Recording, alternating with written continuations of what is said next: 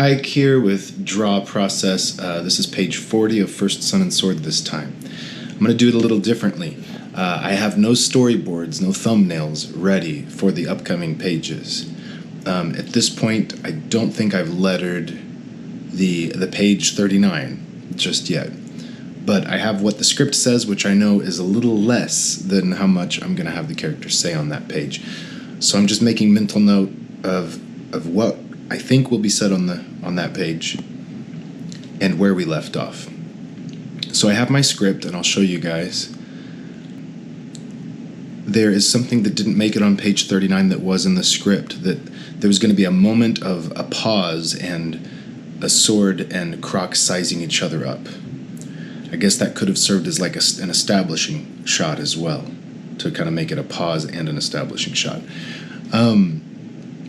So I'm going to have to do that on the beginning of page 40. So on page 40 we have Croc coils up, turning sideways to make space and to lunge forward. He opens his mouth and hisses, which kind of already did happen. Sword begins to circle him toward his weak side, toward his... let's see. Yeah, I'm not sure. Towards his tail, maybe. I think that was the idea. Yeah, I think that would be the right way, that he wouldn't have much power to lunge from. So he's circling him along the room there, and keeping the Croc between him and the Dragoness. That also keeps him away from Sun as well. And then Croc is going to feign some attacks and kind of cautiously lunge, and Sword is going to meet him each time with a defensive swing or something. And it'll kind of follow suit that Croc kind of does better and better as the fight goes, and Sword falls further and further behind. So Croc isn't so insanely beyond Sword's ability that he just instantly crushes him. It's more like Sword can put up a fight for a little while before things overwhelm him. So that's kind of why I wrote it in this manner, with this slower start. And I always like that sort of thing, like in Princess Bride when they're doing their fencing match, and there's that pause at the beginning. It's not often shown in comics because it takes up page space, but I think it'll add great dynamics. So that's the goal for this. I do not have thumbnails yet for it, so let's do that next.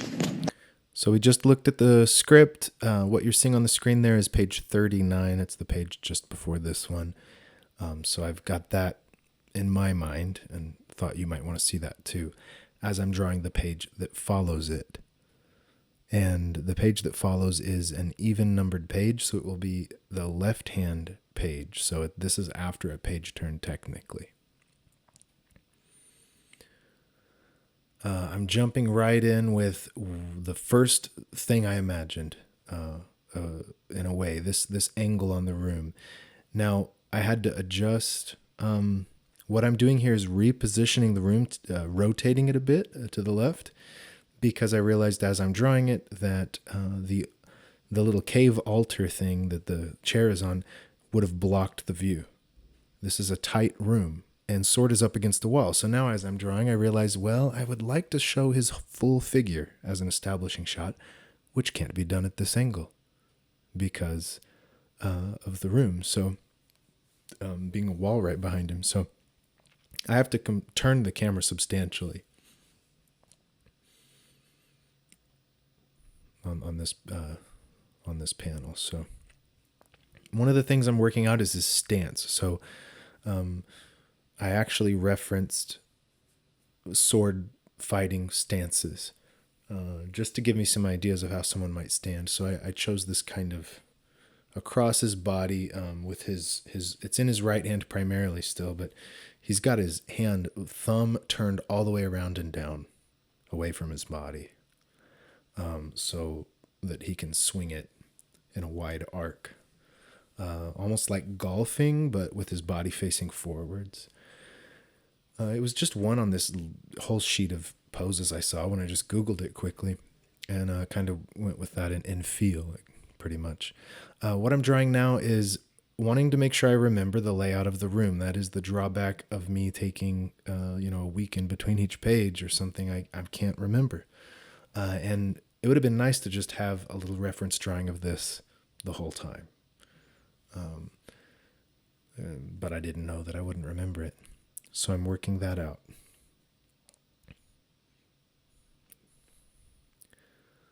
The where the floor dips in some in the middle there, where there's lanterns on the wall, how the grid of stones lays out. So this is like prep work. It's not exactly a thumbnail or a storyboard, but it was something I needed to draw. I've got a few pages of like crocodile drawings, just trying to warm up and get used to the structure. It's a very odd structure, really. So yeah, like I was saying, had to change the angle. So we're gonna move the camera all the way down the wall to the end of the room, so that we can see Sword and the croc.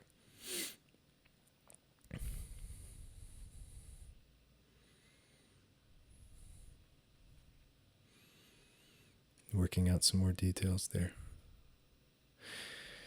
Yeah, here, the vanishing point. If so, notice if the vanishing point was to the right any further than where I put it, so I was adjusting it over, because if it was any further to the right,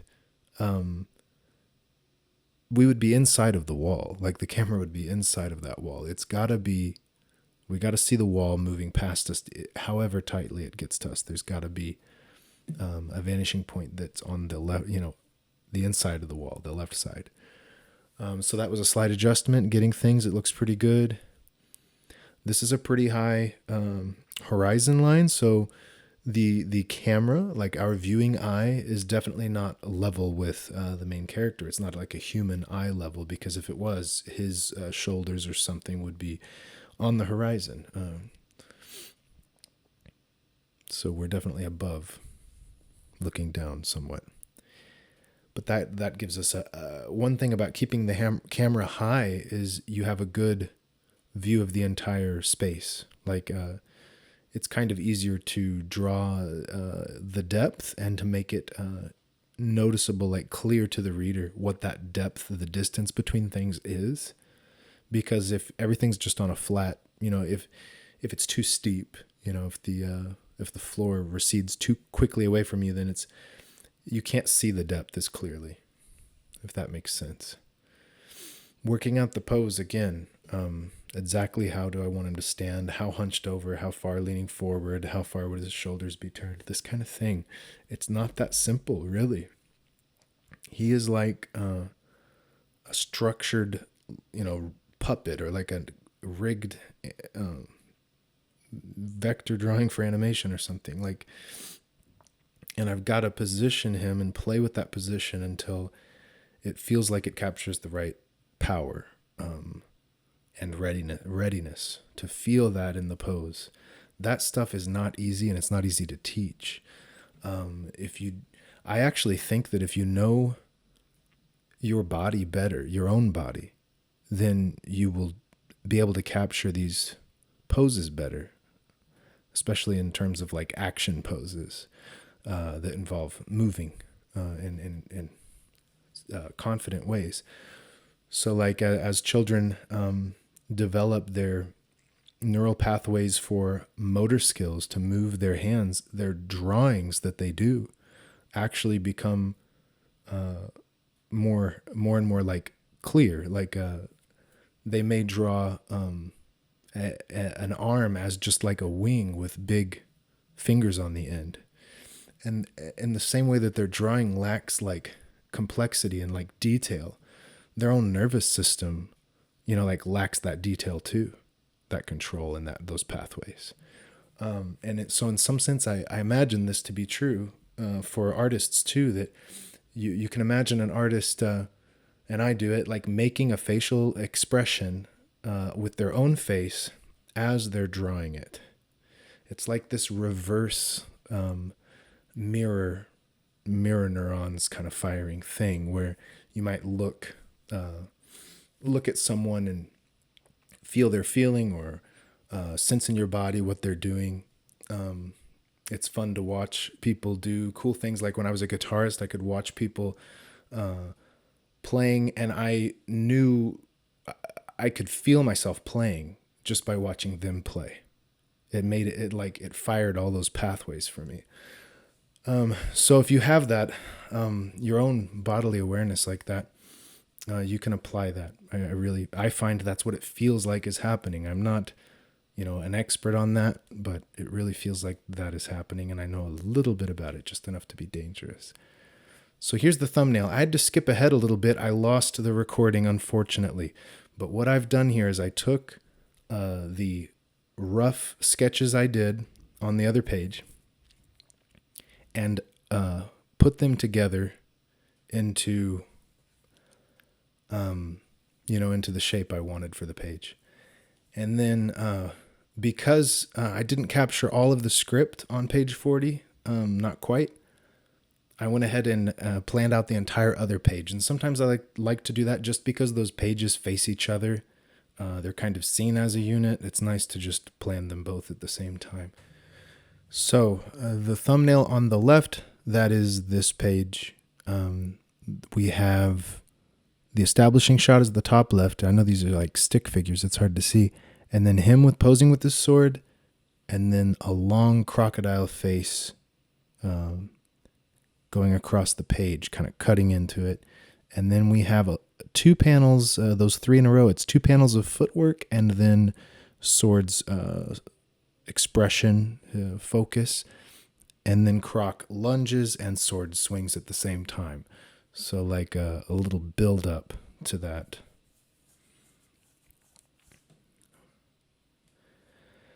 All right.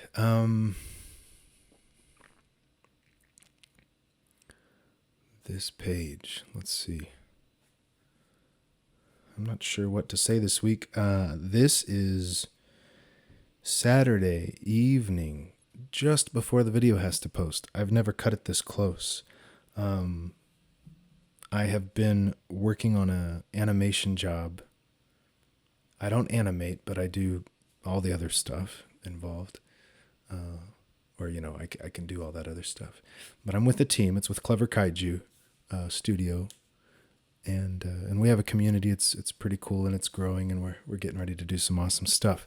But it's a great thing that I want to be a part of. I need to do, but it has eaten up so much of my time, and it's really pushed me to the limit on how disciplined can I possibly be, how tightly can I push the balance of family time, my counseling, my comic work, and the new animation job too. And how far can I push letting the house fall apart, cutting back on exercising, dealing with kind of having a cold this past week, cutting back on sleep substantially. I've really cut back on that. This is going to go until the end of November, probably, at least. But my part of it is more at the early end of it. So I don't think I'm going to have to work like this until the end of the year. But for now, it is quite the work and marathon. So it is taking its wear on me, and I know that I need to rest probably at the end of this week or weekend, because I have to do some work still this weekend. Yeah, it's amazing how suddenly my life circumstances changed and how much it has affected me, like my sleep and like every aspect of my life. And how much that has an effect on my well-being, my mindset, my comic book work, just like even just like feeling this like sapping of my mental energy and emotional energy has taken away some of the mental work I do, let's say, like the dreaming, the thinking about it, the hoping, the thinking about the future and thinking about my art and what I'm doing and like picturing it and working on it. All that focus is like so hard to quantify, but it's real and it has a real effect on the speed at which you grow and how much you produce and all that too. And yeah, it's yeah, I'm feeling the hit, and that's not fun because I was really enjoying this forward momentum I was feeling in regard to my comic work, but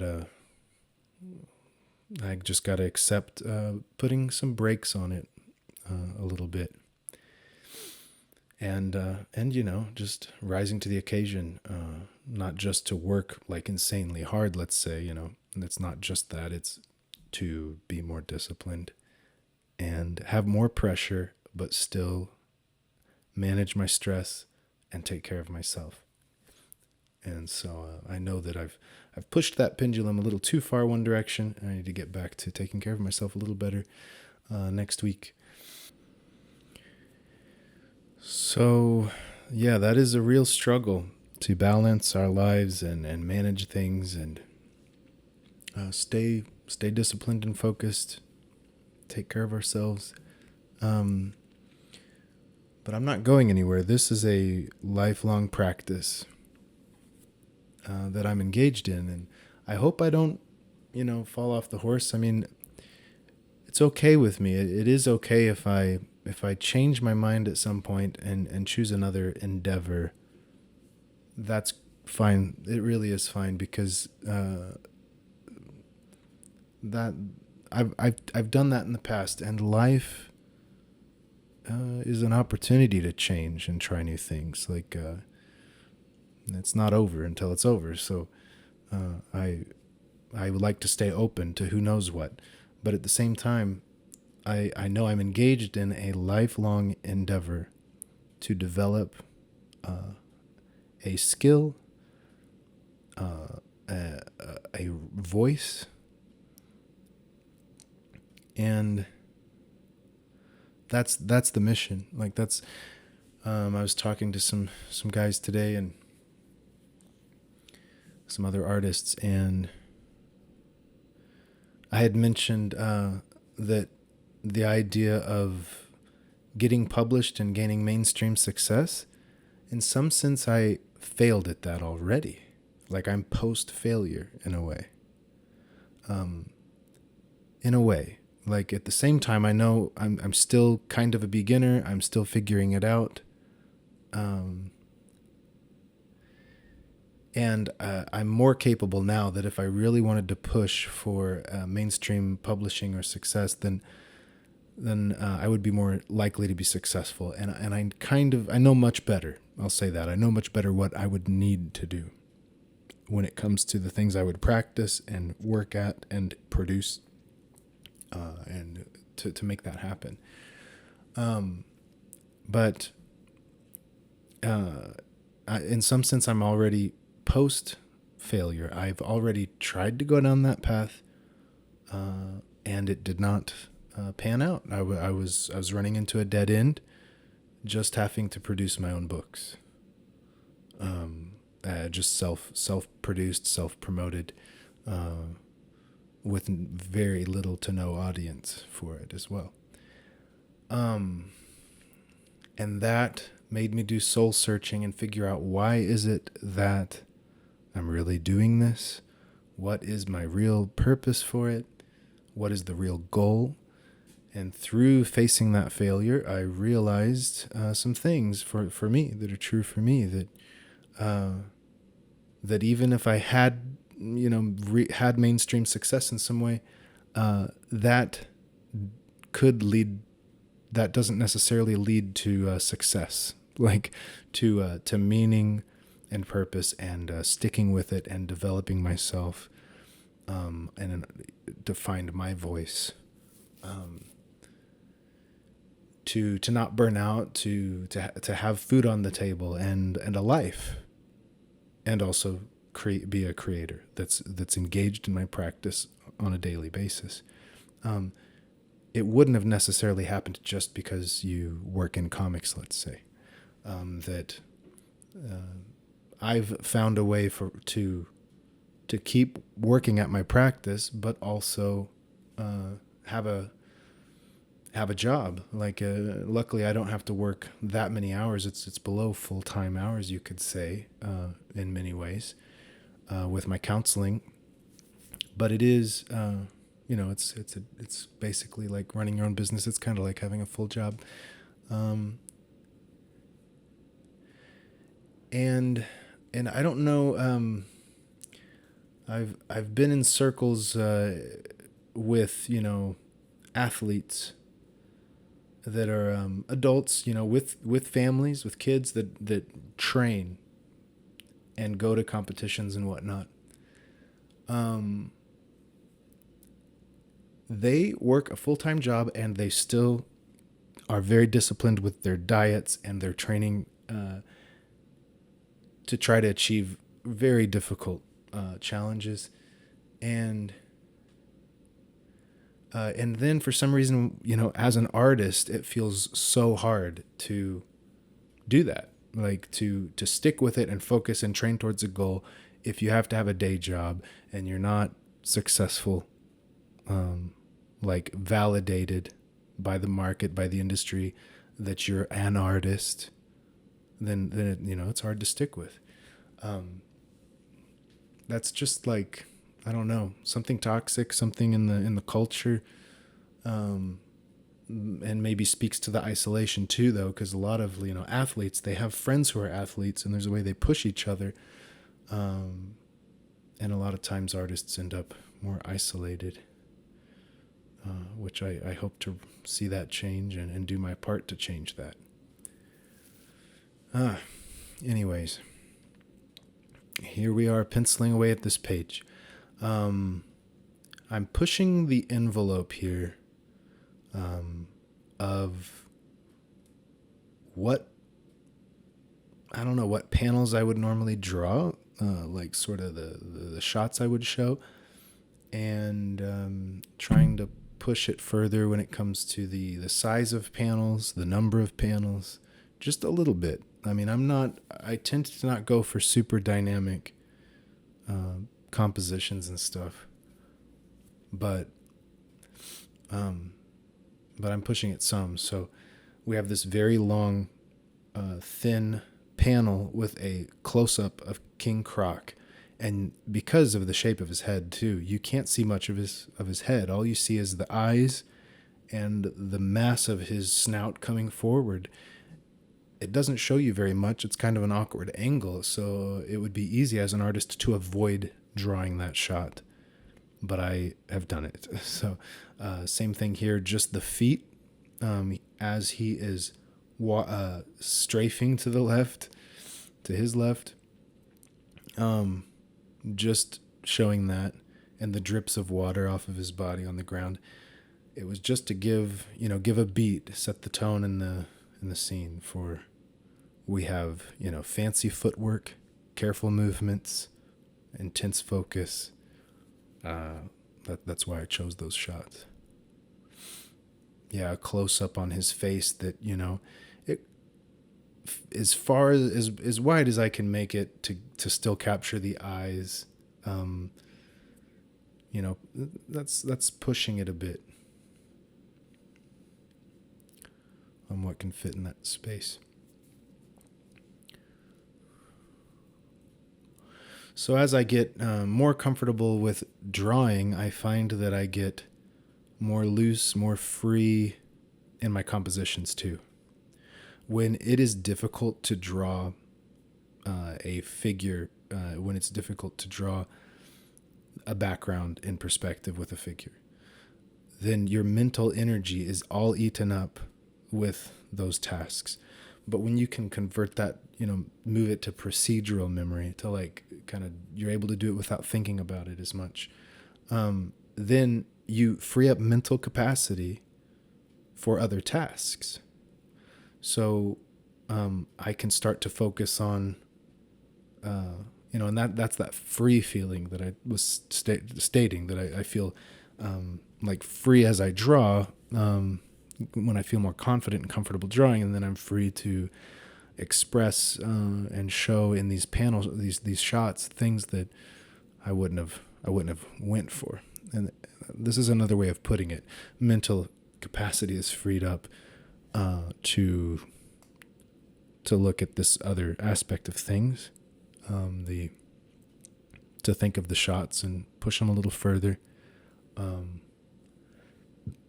and a confidence to just start drawing. Like, I just start drawing this pose, and I know that I'm going to be able to put the background in without having it drawn yet. Like, there's a comfort in just scribbling things out, and they're going to work. Now, it's funny that I say that right now, because this is a spot where I struggled with the crocodile head. It's one thing to draw this head when the mouth is closed, but wide open jaws without really a photo reference for this precise, angle and position. It was, I was trying to just go from memory here. And boy, did I struggle. I think I probably did pull out either my drawings I've done or my phone, and maybe just Google it and try to find a few shots to just remind me of the form of this head and how it would look at this angle. So yeah, it was a bit of a struggle to get that.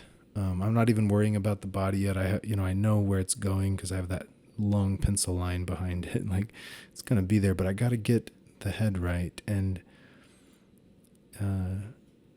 it's not just drawing, a head, but it's supposed to capture a particular physicality. Just like with Sword, it's not just a figure. I want the way he's positioned in this pose to convey his strength and his force and whatnot.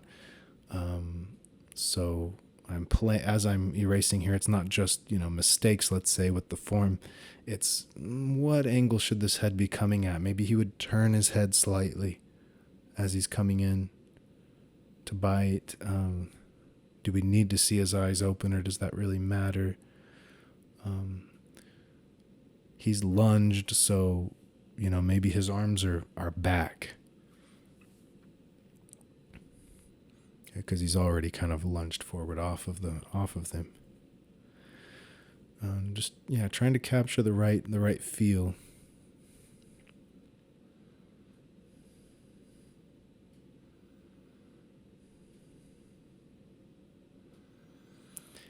I've drawn the page after this one already, and maybe two after this one. I've gotten a little bit ahead.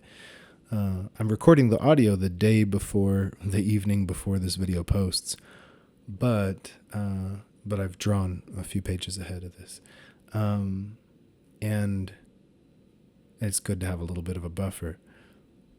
But in those next few pages, I start trying to pay greater attention to the overall design of the page.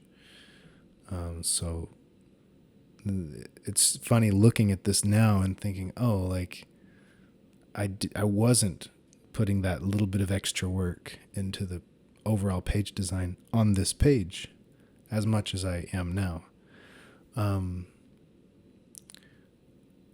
And it's not that I didn't pay any attention to that. It's just, you can't pay attention to everything. You have to choose what you're paying attention to. And to pay more attention to one thing might be to sacrifice it on other things. Unless, you're a robot with a really clear pipeline, let's say.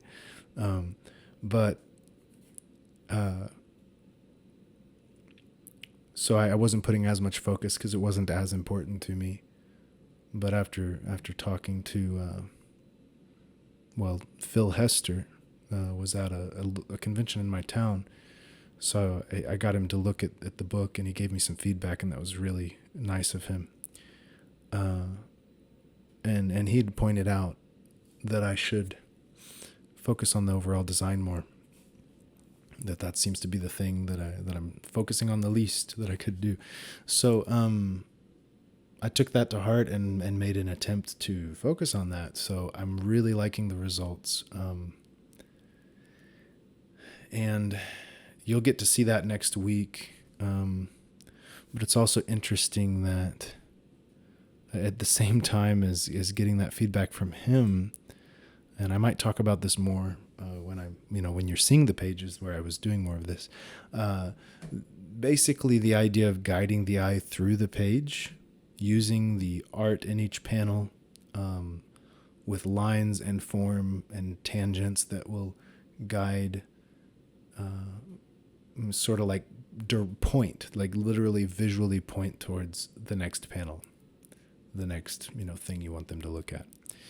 And that's just like, not only could that maybe help with the flow in some sense, but it's maybe some kind of like design sensibility that makes a more beautiful overall page instead of just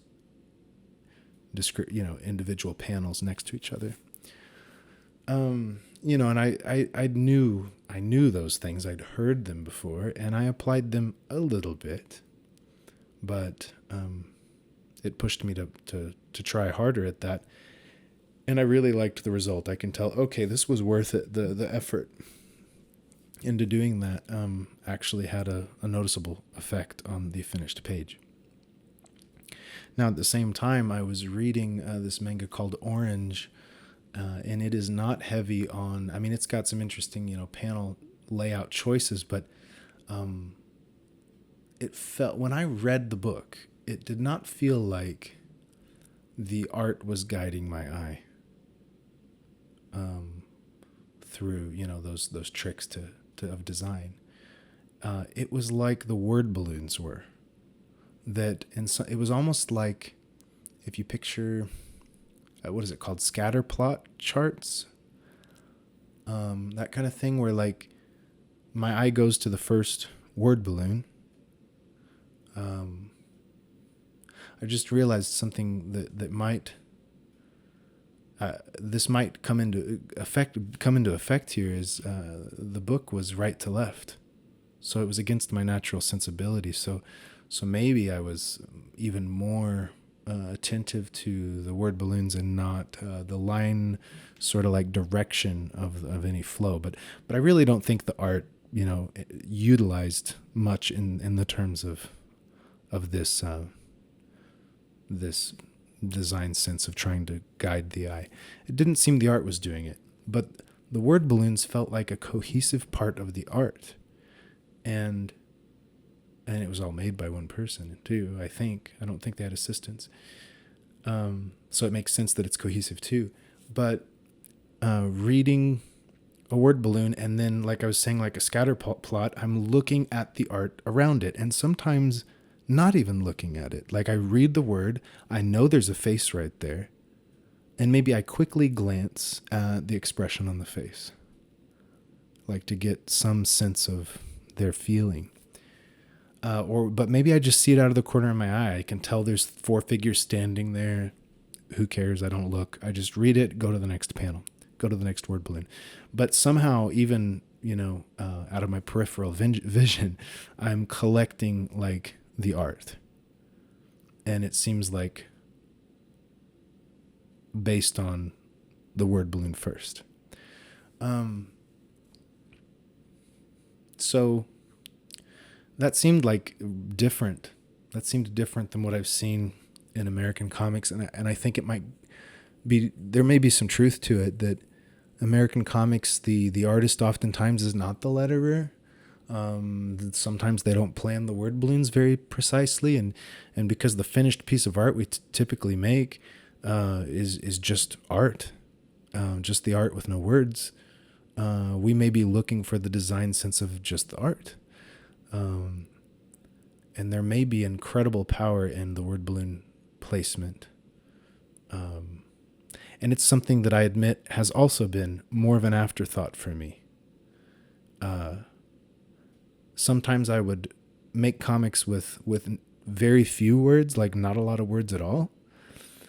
And then I'm trying to use more words than I used to. But even then, it's a little bit of an afterthought. It's more like I need to leave room for the word balloon. And so, boom, there it is. But it's not, I don't, and I usually keep it within the borders of a single panel. So, if I let it go over the panel border, the word balloon, then it's even more so going to guide the eye to that panel, let's say. So, so many opportunities, so many possibilities of how that could be used to make a much better reading experience. So, and I wonder how much stock to put in it. I don't think it's everything, but this seems like an art or a science that is not really that well described. From what I know, if you know of a resource, point me towards it. But I've read a lot of books, seen a lot of stuff, and I've not really seen a full what I would consider a really full description of what it is, what this reader experience is. We usually talk about how the eye gets guided across the page, but like I was just saying with that other book, that wasn't occurring. I was reading the balloon and then going to the next balloon. Like I just happened to glance at the art sometimes. And because of the positioning, I luckily look at the correct piece of art and don't mix up the order usually. But like in film, there's so much language around to describe the viewer's experience. And is it going to, and in music, like, is it going to, the way that certain phrases and tones are used and repeated and stretched and like that have a different voice to them, and then you kind of weave those together, and it creates certain emotions. And there's hundreds of years of this, language and development. And obviously, I'm not well versed in how to communicate in that, but I know that there's hundreds of years of development in that language and understanding of a listener's experience, what emotions are elicited in them, and so on. Through the techniques and stuff, and same with film. There's quite a language around the editing and the movement of the camera and so on. And I think those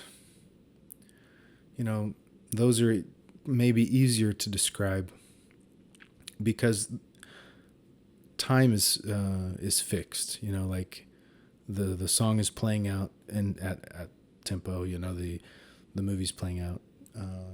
So there's less subjectivity in that realm.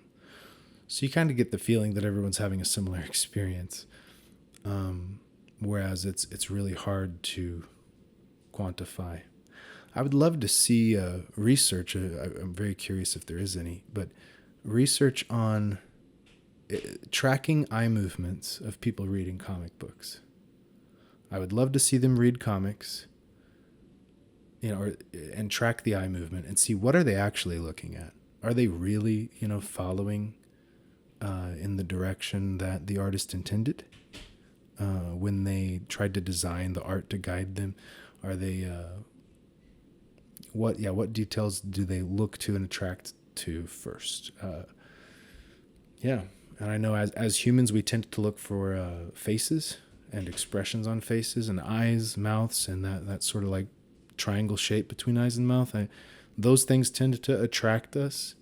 There's these things we know from psychology, and I wonder, okay, well, how much of that occurs, and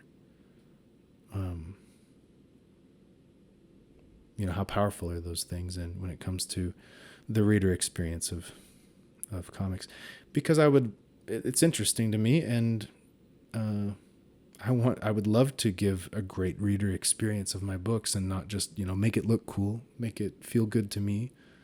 But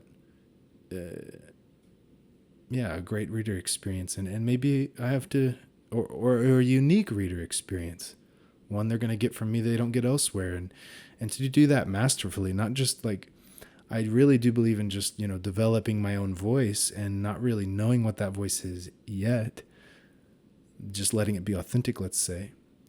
But at the same time, mastery or a masterful performance would be to choose the voice or the reader experience you want to give. Manipulate all the elements at your disposal to get the reaction in the reader. So I want to get better at doing that too. So I'm curious where that will take me, and that reminds me of something I said I think last week. I do not believe this that the best work is done already when it comes to comics, or that we understand it fully and there's nothing new to do. I think we understand it very little. And sure, there's experts out there with great tips and information when it comes to comics and sequential storytelling. But yeah, I don't think they knew it all yet. There's a lot more to find out, and that's pretty cool. And there's at least, and if I can't be, a master, I can at least be authentic. And I'll try to be a master, but I can at least be authentic and develop my own voice and contribute that to the art form and the community. And I'm just putting the finishing touches on this here in the video. A little bit of whiteout to open up or close some lines at the right spot, or add a little more shadow with my brush pen there to help define the forms and give some depth and draw the eye more to certain higher contrast areas. And that's the finished page 40 of First Sun and Sword. You can read the comic up to this point at ikecomics.com. I'm going to keep posting one page every week, maybe more if I can manage it, and until this thing's done around page 63, I think it was. This panel here, I like how that turned out, that Croc is very long, just covering covering all the three panels of Sword, where he's in these small panels. It just sort of puts a top on his panels, and like the sense of how static Croc is, like a crocodile that's just sitting, not moving at all, as Sword is moving over the course of these three images, and then Croc's sudden lunge. So that was kind of fun how I tried to show that. Looking forward to next week. That page where I applied some of the things I was trying to incorporate more after talking to Phil Hester, so that's going to be fun to show. Really, the next two pages are going to be fun to show that way. And I am going to get some sleep now very soon and take care of myself better and get up tomorrow and do it again. Peace.